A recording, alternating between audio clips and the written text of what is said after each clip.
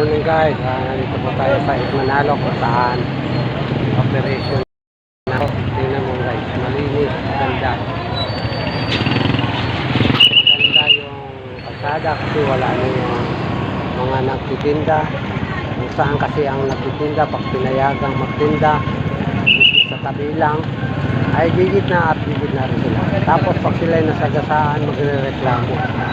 Pababayaran yung mga tricycle, mga sasakyan na at maapakan ng mga tao, magagalit, matatapang.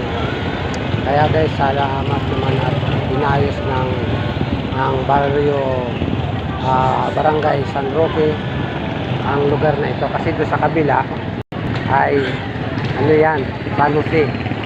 Ito naman to na walang nagtitinda, itong may off na to ay Barangay San Roque. Ayan po, tuloy-tuloy po ang takbo ng daloy ng tricycle. Pero pag may nagtinda po sa kalsada ay makita mo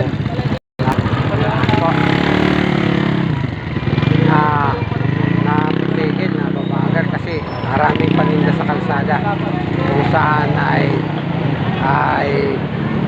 mga medyo maangas pa yung mga nagtitinda sa kalsada.